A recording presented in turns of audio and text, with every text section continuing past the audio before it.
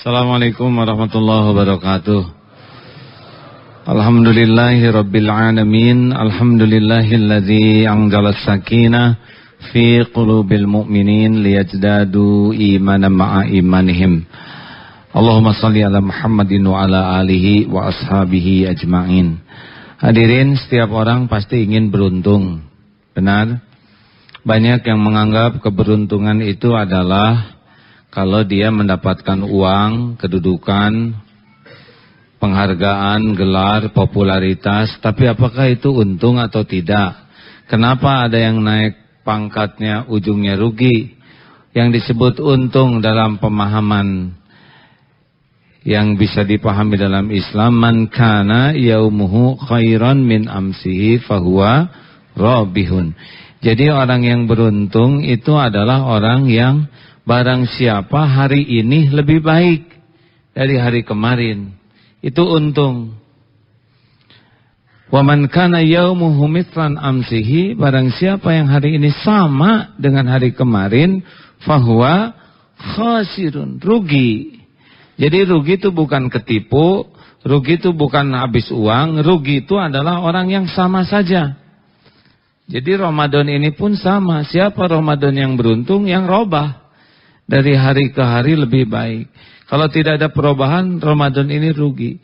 Wa man kana yaumu syarrun min amsihi, barang siapa yang hari ini lebih buruk dari hari kemarin, fahuwa halikun, cilaka. Jadi sekarang kalau orang ingin untung, selalu pikirannya adalah cuma satu. Dari waktu ke waktu kita harus lebih baik. Perkara rezeki tidak akan kemana-mana. Kalau kita jadi orang baik, rezekinya juga baik. Tapi kenapa ada penjahat rezekinya banyak? Mungkin dikasih uangnya banyak, tapi barokahnya yang hilang. Nah, oleh karena itulah bapak-bapak, rekan-rekan, supaya kita jadi baik, berubah itu, kata kuncinya adalah orang yang bisa berubah adalah orang yang paling berani melihat dengan jujur dirinya sendiri. Kalau tidak berani jujur melihat diri, tidak ada perubahan. Dan ini orang paling tidak berani melihat dirinya sendiri. Kita lebih suka melihat orang lain yang salah daripada kita yang salah. Makanya kalau ada yang mengkritik, kita sakit hati. Padahal kritik itu bagian dari karunia Allah. Nah rekan-rekan, saya mohon maaf kalau malam Jumat ini lebih simpel ceramahnya, tidak panjang karena memang kita sedang Ramadan. Ada 5 cara supaya Ramadan sukses dalam merubah diri. Perkara keluarga berubah itu jauh lebih mudah kalau kita memperbaiki diri.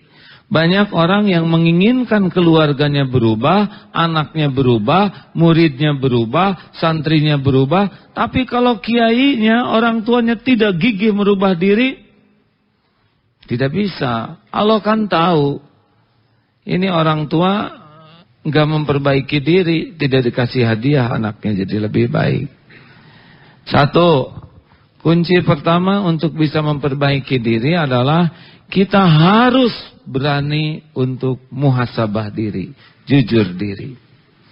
Ini itikaf. Itikaf 10 hari terakhir bukan hanya untuk banyak sholat saja, tapi untuk bisa evaluasi diri. Caranya sederhana, ambil kertas, ya, tulis keburukan yang harus saya perbaiki. Keburukan saya, sombong, pelit, sering matanya berzina, banyak menyakitin orang, munafik, sering membagus-bagus topeng isinya busuk, musyrik, hati saya lebih menuhankan selain Allah, pemarah, pendengki, sombong, ujub, cinta dunia, cinta pujian. Tulis sendiri saja, tidak usah ada yang tahu. Baca. Kalau mau tambah lagi pakai foto. Lihat fotonya. kamu ini yang difoto ini bekal ahli sorga atau ahli neraka? Ini wajah bekal bercahaya di surga atau wajah yang hangus? Ini mulut bekal minum di telaga Rasul atau mulut peminum lahar, nanah? Ini pemakan buah zakum atau tidak? Tatap, ini mata-mata maksiat atau mata taat? Kalau jadi lelaki, kamu ayah yang benar atau ayah pembohong? Kamu contoh baik, contoh buruk? Sendiri saja hadirin. Kalau bisa menangis, jujur melihat diri sendiri baik. Karunia Allah yang sangat mahal, bisa jujur melihat diri sendiri. Sebagian besar orang bersembunyi terus di balik topeng, gelar, pangkat, jabatan, kekayaan, pujian. Padahal isinya jauh. Saya aja penampilan begini, padahal Allah tahu apa kelakuan saya siang dan malam. Sibuklah dengan apa yang Allah tahu tentang diri kita, daripada sibuk dengan yang orang lain tahu. Orang lain tidak tahu apa-apa tentang kita. Bahkan orang yang paling dekat pun tidak tahu kebusukan kita. Benar?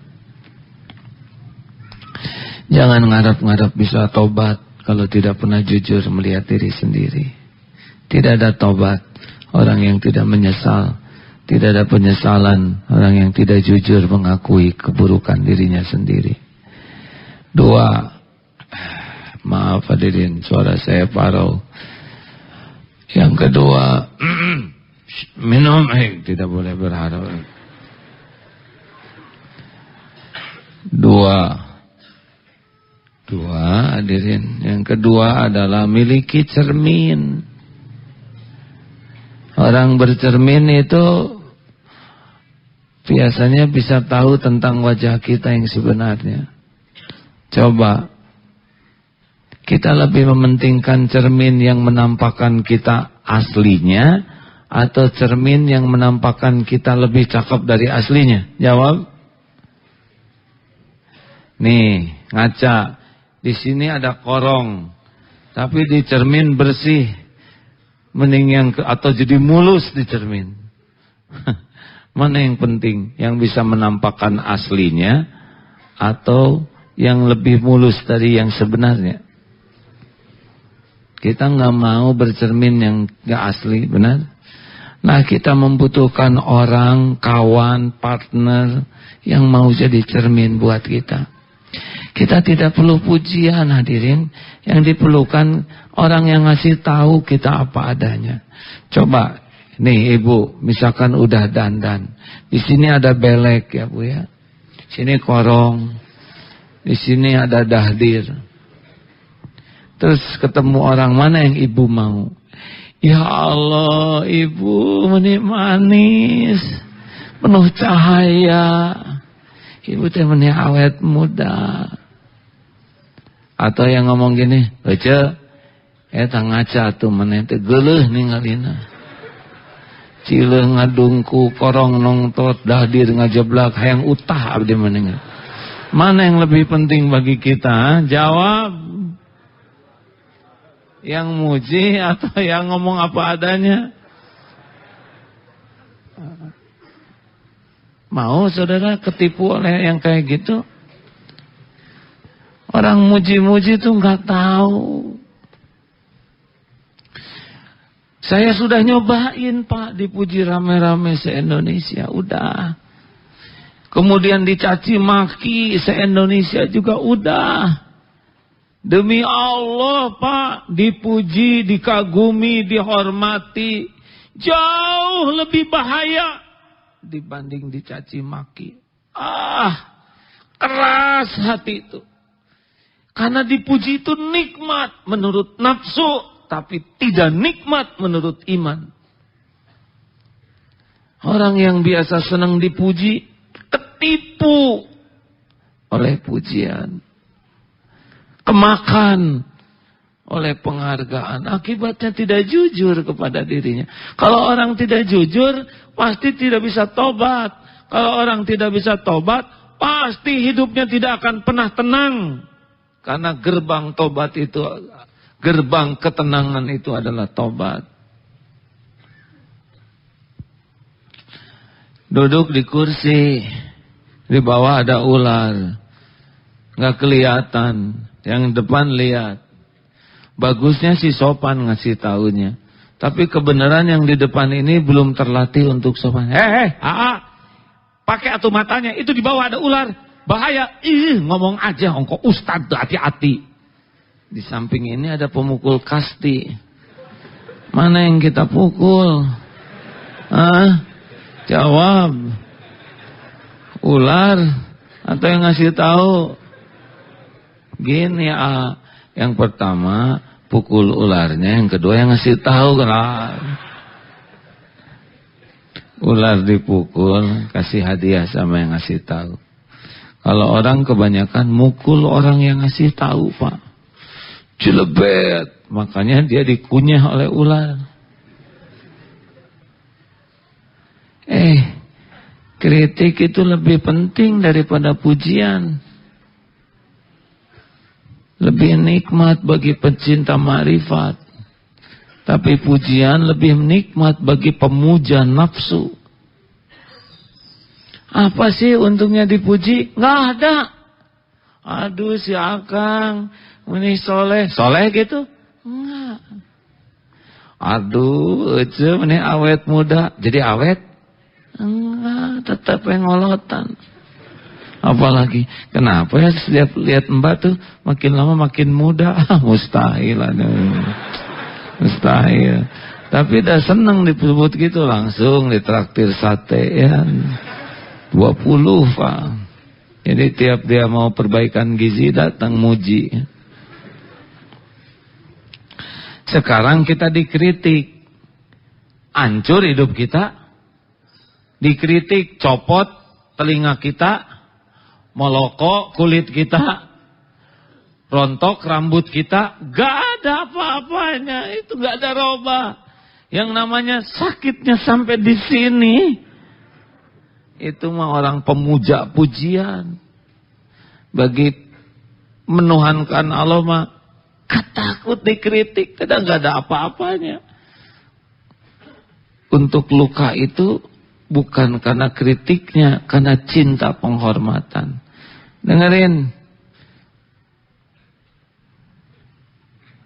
Nah, juga kayak yang gitu. Sesajen itu mengadanya.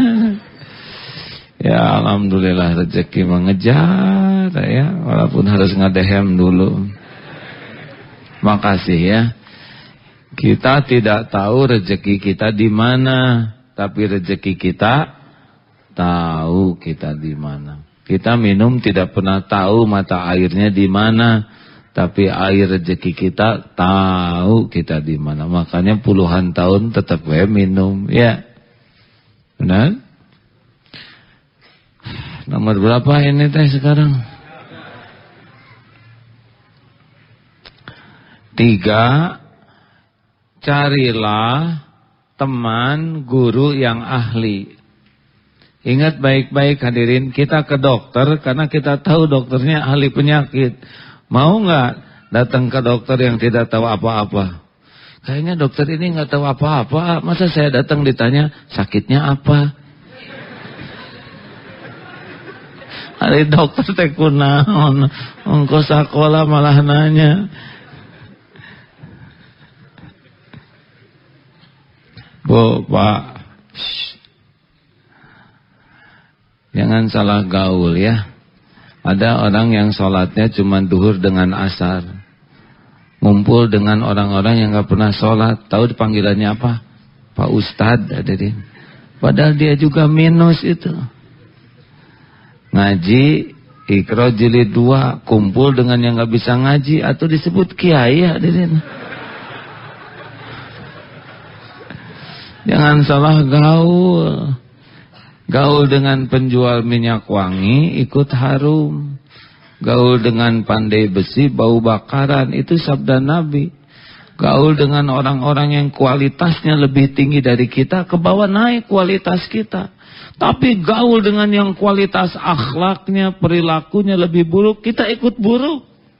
Gaul dengan tukang mabok, mabok tuh. Gaul dengan tukang pacaran, jinah ujungnya. Gaul dengan orang-orang yang cinta dunia, balanja hantem. Tapi gaul dengan pecinta akhirat, gaul dengan ahli tahajud, gaul dengan ahli Quran, gaul dengan orang yang akhlaknya baik, naik tuh kualitas kita. Makanya jangan salah gaul. Dan kalau mau nyari jodoh nanti, lihat siapa teman-temannya. Kalau teman-temannya orang-orang yang ngararaco, ya udah pasti dia juga seperti itu. Setidaknya memang begitu. Orang kan akan menyesuaikan dengan teman-temannya. Datangi ke ulama, kiai, nggak perlu dinasehatin karena ulama yang asli mah nggak ngomong juga jadi nasihat. Kesabarannya, kesopanannya, bahkan nggak ketemu ulamanya juga bisa nasihat. Dulu zaman suka berguru ya Pak, pernah datang ke sebuah pesantren di desa. Sampai ke sana kita jauh, tok, Mbah Yai ada. Oh, silakan duduk. Nggak ngejawab Pak. Silakan duduk. Duduk kita teh. Lalu tidak lama kemudian bawa itu minum muk Pak, tahu muk? Aja gelas. Kayak nggak pernah miskin, beda dengan kita nyuguhin, kita mas loki gitu Pak. Paling top cangkir, nggak apa-apa deh ini udah ya. Teh manis. Nggak lama datang lagi Pak, makan Pak. Nasi metung dengan sayur. Selesai makan, cuci tangan, baru bicara gini, maaf, Mbah Yainya sedang pergi keluar kota. Ya Allah, disuguhin dulu sampai kenyang. Mbah Yai ini terkenal sebagai ulama yang senang memuliakan tamu. Nggak ketemu kiainya tuh, langsung dapat ilmu, gitu Pak. Ada beda dengan kita. Datang tamu, itu pergi-pergi roti, potong 8 ada ini. Ada pakai keler dilem itu tutupnya deh Pak. Jadi awet keler tehnya.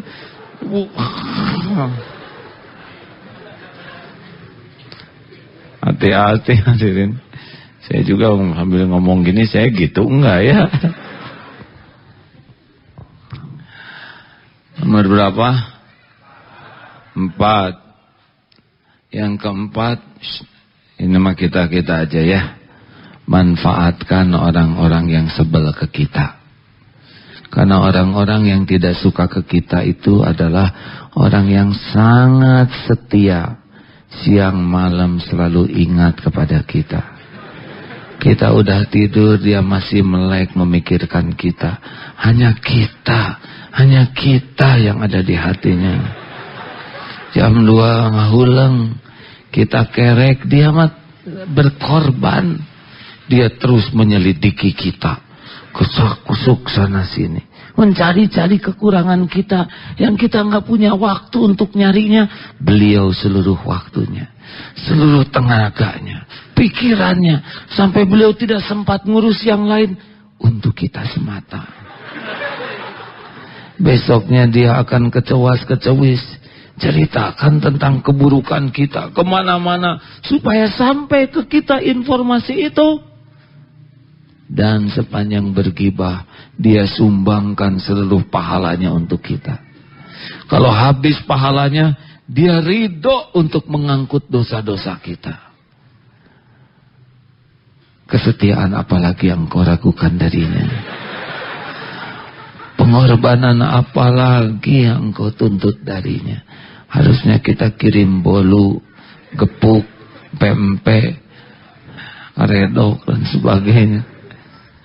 Aduh, udah kita jadi tahu kekurangan kita, udah dikasih pahala oleh dia, udah gitu diangkut dosa kita. Luar biasa. Mau jengkel gimana?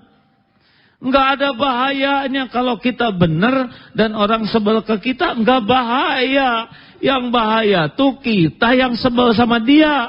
Jadi kita yang nggak tidur. Ay mana enak kerek kan? Weh, paling apes tuh sebel ke orang tuh. di kantor, ya motor cicilan gitu. Dia azan, Allahu Akbar, Allahu Akbar, ya, narutan adzan Mekah teu jiga henteu jauh. Bukannya dijawab. Giliran dia jadi imam, Bismillahirrahmanirrahim. Narutan kaset orangnya, orangnya boga kasetna gitu, bukannya sholat. Tahu-tahu imam batuk, tah gitu aya loba dosa. Aneh. Enggak pernah sholat orang pendengki mah. Masuk ke kantor, ketemu dia, Assalamualaikum. Cengat-cengir maneh. Mau naik lift, ada dia, aya manehna, tahu saya, mending naik tangga. Sampai lantai 6 gempor, Pak. Mau ke toilet, tok siapa nih? Saya, si eta. Turun lagi, Pak, cari selokan, Pak. Tahu-tahu temennya ini naik pangkat, kelepek dia naik tensi, Pak. Begitulah hadirin. Kalau kita sebel ke orang mah, hancur hidup kita, benar? Harus tahu ya, sebaik apapun yang kita lakukan tetap akan ada yang tidak suka. Tetap ada yang sebel, tetap ada yang menghina. Nabi aja yang mulia ada yang menghina. Masa kita yang hina asli nggak ada yang menghina? Nabi aja yang sempurna kemuliaannya ada yang sebel. Masa kita yang nyebelin asli orang nggak sebel? Nah, bukan urusan kita orang sebel ke kita. Urusan kita jangan sebel ke orang. Jangan mau dipenjara oleh keburukan orang kepada kita. Ya, ingat kata kuncinya. Jangan mau diatur oleh keburukan orang. Kalau orang ngomong jelek, kita ngomong jelek lagi. Dia melotot, kita melotot lagi. Dia menghina, kita hina lagi. Dia ngebeberin aib, kita beberin aib lagi. Kalau itu yang bisa dilakukan, ngapain sekolah tinggi-tinggi kalau ujungnya cuma bisa niru keburukan orang. Benar? Dia ngomong jelek, pilihan dia. Kita punya pilihan sendiri, ngomong baik. Dia pelit, itu pilihan dia. Kita punya pilihan yang Allah sukai, tetap sedekah. Dia tidak berterima kasih, itu pilihan dia. Pilihan kita tetap dermawan. Pilihan kita itu yang Allah sukai.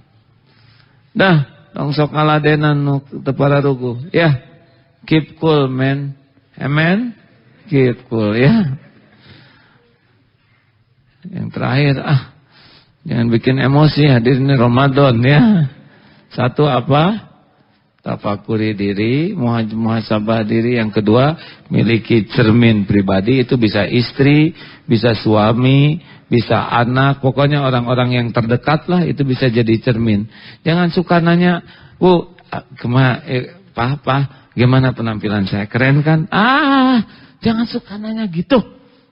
Itu teh nyusahin suami. Jujur loh Pak, lebih repot lagi. Suami ngomong apa coba? Ngomong cakep dah nggak begitu ya.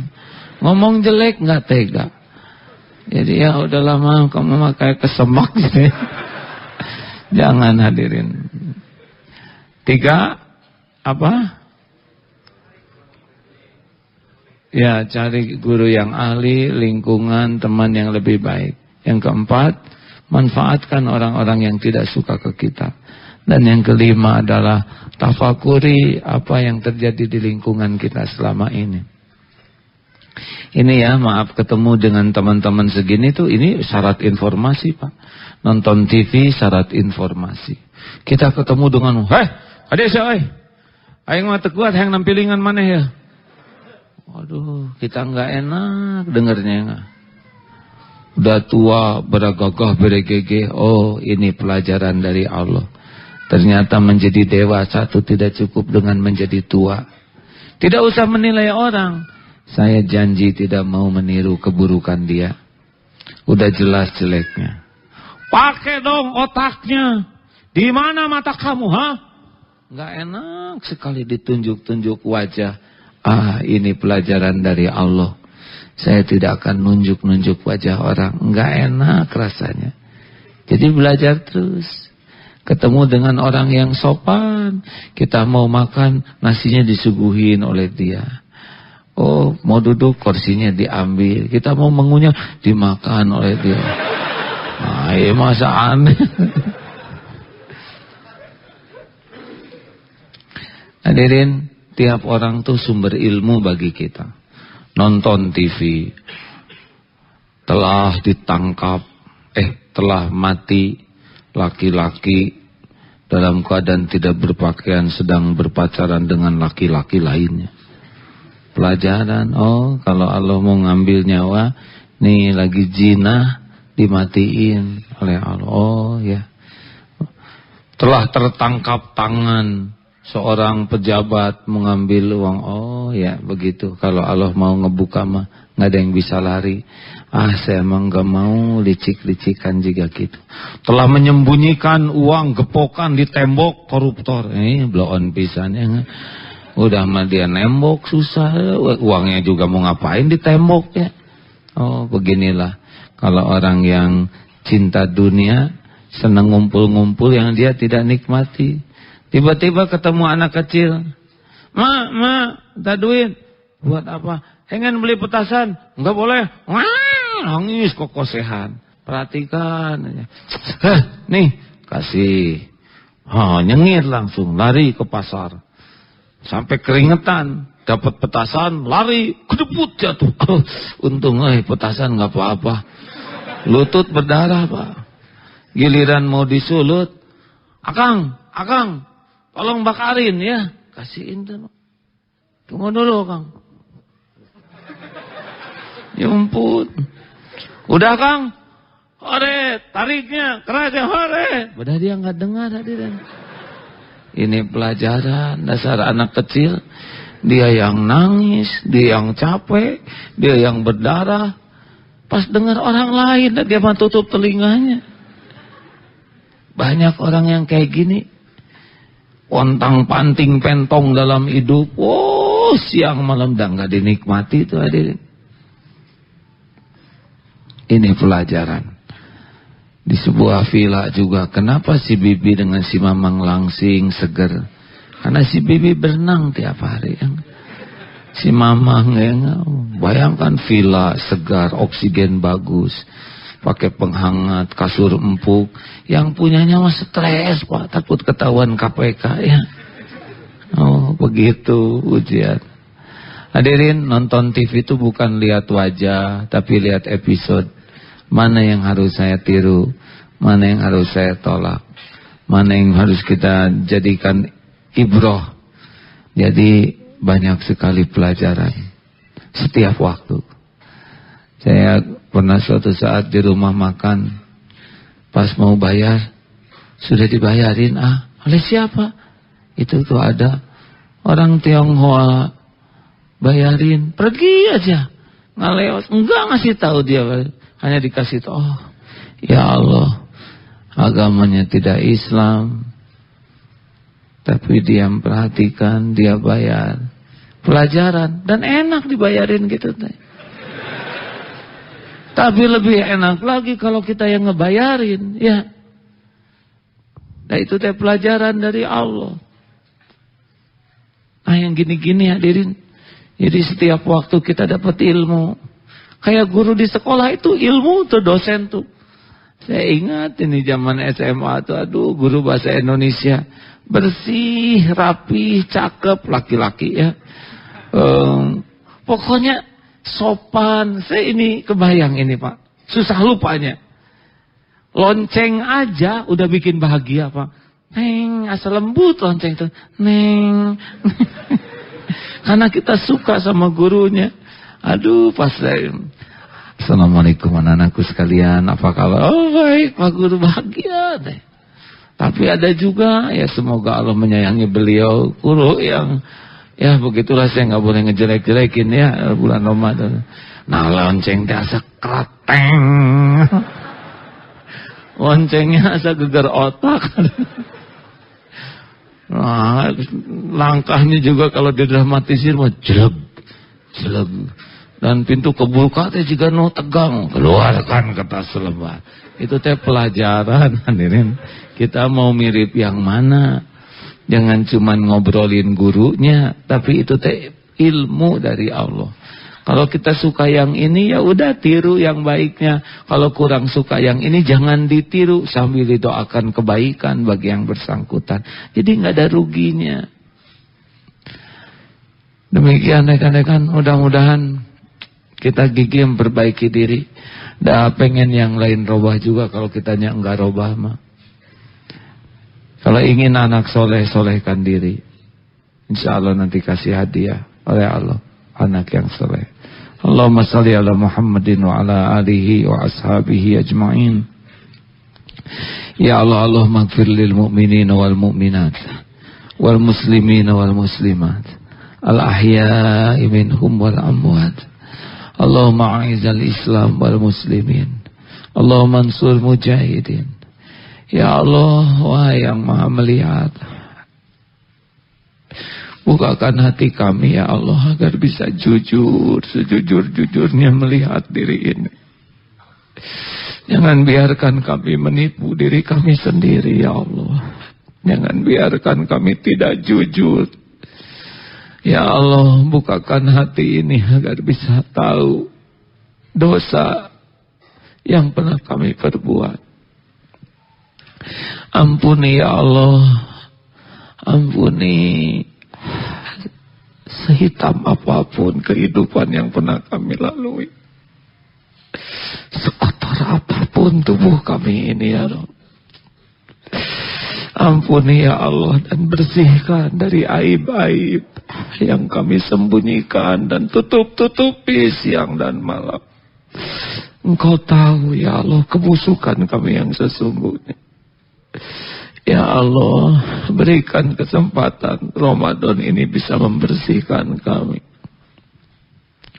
Rabbana zalamna anfusana wa illam taghfir lana wa tarhamna lanakunanna minal khasirin. Ya Allah, ampuni kemusyrikan kami, kemunafikan kami. Ampuni siapapun yang mendekati zina, Engkau pasti melihat.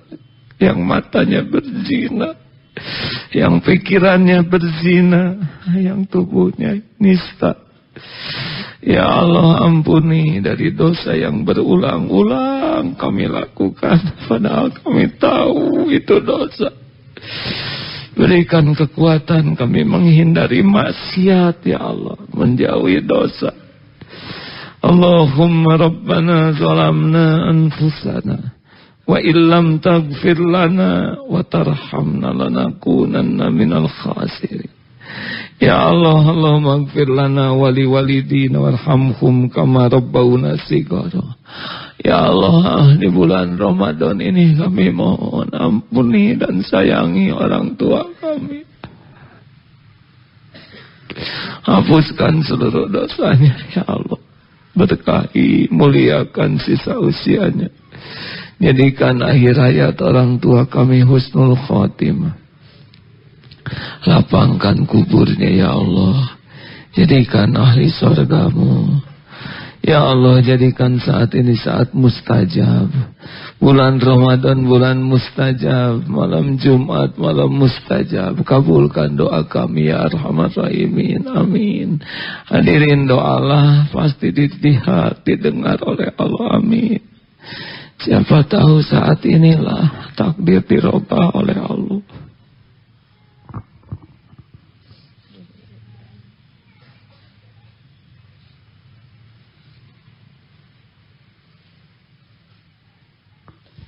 Ya Allah, tolong kami ya Karim.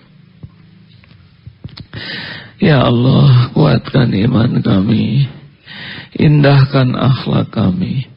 Cukupi kami hanya dengan rezeki yang halal barokah. Bimbing kami dengan ilmu yang manfaat. Undang ke Baitullah jamaah ini ya Allah. Jadikan haji hajah mabrur. Karuniakan rumah tangga sakinah, keturunan soleh solehah. Jadikan akhir hayat kami husnul khotimah. Rabbana atina fid dunya hasanah wa fil akhirati hasanah wa qina adzabannar. Subhana rabbika rabbil izzati amma yasifun. Wassalamun alal mursalin. Alhamdulillah. Hadirin, pastikan 10 hari terakhir diusahakan itikaf ya. Banyak tafakur, banyak menangis dosa. Orang yang paling rugi adalah yang masuk Ramadan dan tidak dapat ampunan Allah.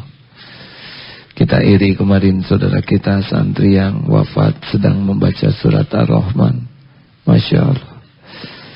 Semoga Allah memuliakan beliau dunia akhirat. Assalamualaikum warahmatullahi wabarakatuh.